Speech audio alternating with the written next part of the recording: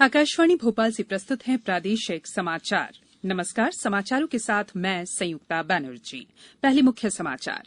प्रदेश में आज से यात्री बसों का आवागमन शुरू। मुख्यमंत्री ने 5 महीने का बकाया वाहन कर माफ करने की घोषणा की। 29 नवंबर से पहले होंगे 27 विधानसभा सीटों के लिए उपचुनाव।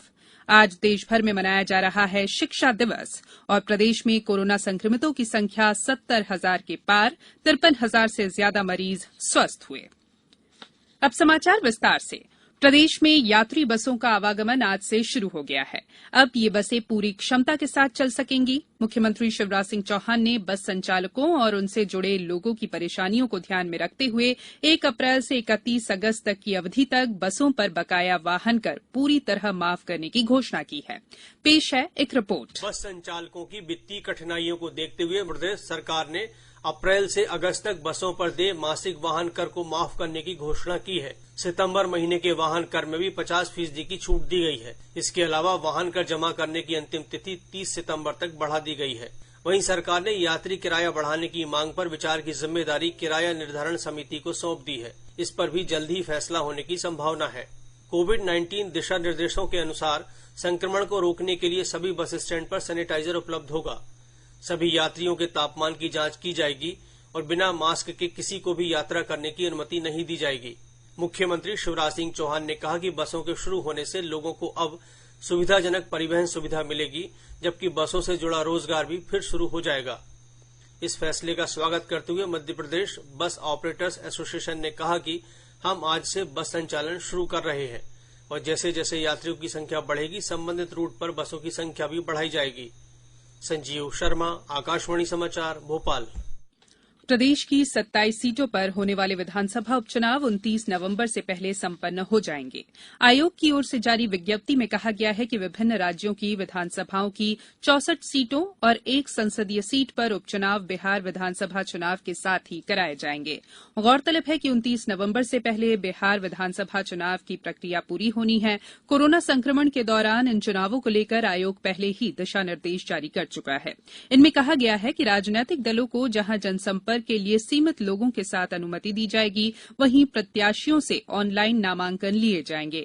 मतदाताओं को मतदान के दौरान मास्क और सैनिटाइजर के साथ साथ लोगों को उचित दूरी का पालन भी करना होगा। उच्चतम न्यायालय ने दूसरी बार कोरोना संकट के कारण इंजीनियरिंग संयुक्त प्रवेश परीक्षा जेईई और मेडिकल प्रवेश परीक्षा राष्ट्रीय पात्रता सह प्रवेश परीक्षा नीट को स्थगित करने के अनुरोध को खारिज कर दिया है। 6 विपक्षी दल शासित राज्यों ने उच्चतम न्यायालय के पहले दिए गए आदेश की समीक्षा करने और परीक्षाएं स्थगित करने का आग्रह किया था।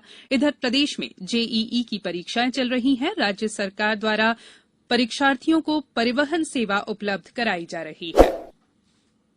रेल यात्रियों की सुविधा को ध्यान में रखते हुए भोपाल के हबीबगंज स्टेशन से रीवा के बीच चलने वाली विशेष ट्रेन का संचालन आज से शुरू हो रहा है। ये ट्रेन भोपाल से रात 10 बजे रवाना होगी, वहीं रीवा से रात 8:05 पर प्रस्थान करेगी। इसके अलावा जबलपुर से भोपाल होते हुए इंदौर के लिए भी आज से ट्रेन चलाई जाएगी। उधर जबलपुर के मदन महल स्टेशन से रीवा और मदन महल से सिंगरौली के बीच स्पेशल ट्रेन आज से ही शुरू हो रही है। ये समाचार आप आकाशवाणी भोपाल से सुन रहे हैं। हमारे समाचारों को अब आप कभी भी और कहीं भी अपनी सुविधा के अनुसार सुन सकते हैं। ये समाचार बुलेटिन यूट्यूब, ट्विटर और फेसबुक पर AIR न्यूज भोपाल पेज पर सुने जा सकते हैं। इसके अलावा आप हमारी वेबसाइट newsonair.com पर या AIR न्यूज ऐप पर भी समाचार सुन सकते हैं। आज देश भर में शिक्षक दिवस मनाया जा रहा है। ये दिन शिक्षाविद और पूर्व राष्ट्रपति डॉक्टर सर्वपल्ली राधाकृष्णन की जयंती पर मनाया जाता है। राष्ट्रपति रामनाथ कोविंद ने इस अवसर पर शिक्षकों को बधाई दी है। राष्ट्रपति आज वर्चुअल माध्यम से राष्ट्रीय शिक्षक पुरस्कार भी प्रदान करेंगे। मुख्यमंत्री शिवराज सिंह चौहान ने शिक्षक दिवस पर शिक्षकों को बधाई देते हुए कहा है कि समाज को गढ़ने का महत्वपूर्ण काम शिक्षक ही करते हैं। श्री चौहान ने कहा कि कोरोना काल में भी शिक्षकों ने ऑनलाइन कक्षाओं के माध्यम से विद्यार्थियों को शिक्षित करने का कार्य किया। उनकी ये भूमिका सराहनीय है। उच्च शिक्षा मंत्री डॉक्टर मोहन यादव शिक्षक दिवस के अवसर पर आज दोपहर 1 बजे से प्रदेश के प्राध्यापकों से वेबिनार के जरिए उच्च शिक्षा की चुनौतियों के साथ नई शिक्षा नीति को लेकर प्राध्यापकों से बात करेंगे। स्कूल शिक्षा मंत्री इंदर सिंह परमार ने भी शिक्षक दिवस के अवसर पर शिक्षकों को बधाई दी है। शिक्षक दिवस के अवसर पर टीकमगढ़ के शिक्षक संजय जैन को शिक्षा के क्षेत्र में अपने उल्लेखनीय योगदान के लिए राष्ट्रपति पुरस्कार के लिए चुना गया है। उन्होंने बच्चों को खेल खेल में शिक्षा देने के लिए एक अलग मॉडल विकसित कर महत्वपूर्ण नवाचार किया है। श्री जैन ने आकाशवाणी को बताया कि खेल खेल में सीखा गया पाठ जीवन भर याद रहता है। बच्चों को तरह तरह के नवाचारों से पढ़ाते हैं ताकि हम जो पढ़ा रहे हैं बच्चों को चिरस्थायी रूप से रहे, स्थायी रूप से उनके दिमाग में अंकित रहे। इस प्रकार अनेक गतिविधियों से पढ़ाते हैं। हमारे पत्थर हैं ये, जब बच्चे मध्यांतर में बाहर निकलते हैं तो खाली समय में, रिक्तमय समय में अपने पत्थरों पर बैठ के मस्ती से खेलते हैं और खेल खेल में पढ़ाई करते हैं। भय मुक्त आनंददायी वातावरण में गुणवत्तापूर्ण शिक्षा प्रदान करते हैं।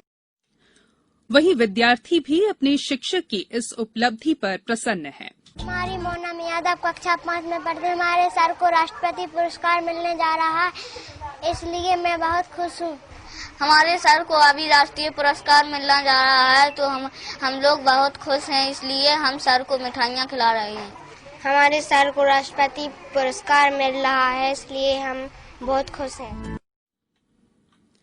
कोरोना महामारी के चलते लगे ज्यादातर प्रतिबंध हटा लिए गए हैं। अनलॉक 4 को लेकर जारी दिशा निर्देशों के बाद राजधानी भोपाल में अब सभी तरह के प्रतिबंध हटा लिए गए हैं। यहां रविवार का लॉकडाउन हटाए जाने के बाद अब जिला प्रशासन ने रात का कर्फ्यू भी हटाने के आदेश जारी कर दिए हैं।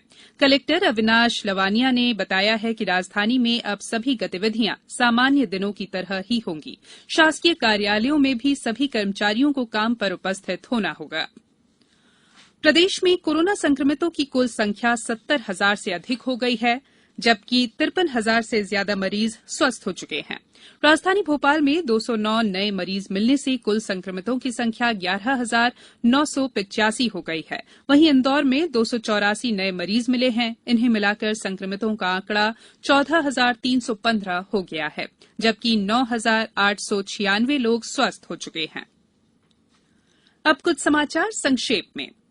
केंद्रीय पर्यटन और संस्कृति राज्य मंत्री प्रहलाद पटेल आज अपने गृहनगर नरसिंहपुर जिले के गोटेगांव पहुंच रहे हैं। वे यहां स्थानीय कार्यक्रमों में भाग लेंगे। संघ लोक सेवा आयोग दिल्ली द्वारा आयोजित एनडीए और एनए प्रथम द्वितीय परीक्षा कल राजधानी भोपाल के 55 केंद्रों पर आयोजित की जाएगी। और प्रदेश के 5 जिलों रायसेन, सीहोर, होशंगाबाद, देवास और हरदा में प्रधानमंत्री फसल बीमा राशि जमा कराने की तिथि 7 सितंबर कर दी गई है। इसके लिए रविवार को भी बैंक खुले रहेंगे। अंत में बुलेटिन के मुख्य समाचार एक बार फिर। प्रदेश में आज से यात्री बसों का आवागमन शुरू। मुख्यमंत्री ने 5 महीने का बकाया वाहन कर माफ करने की घोषणा की। 29 नवंबर से पहले होंगे 27 विधानसभा सीटों के लिए उपचुनाव। आज देश भर में मनाया जा रहा है शिक्षक दिवस और प्रदेश में कोरोना संक्रमितों की संख्या 70,000 के पार, 53,000 से ज्यादा मरीज हुए स्वस्थ। इस बुलेटिन में इतना ही। घर में रहिए, सुरक्षित रहिए और सुनते रहिए आकाशवाणी। नमस्कार। यदि आप पहली बार हमारे चैनल पर आए हैं तो चैनल को सब्सक्राइब करें और साथ ही बेल आइकन को दबाएं, जिससे मेरे सारे वीडियोस की नोटिफिकेशन आपको मिल जाए जैसे ही हम वीडियो अपलोड करते हैं।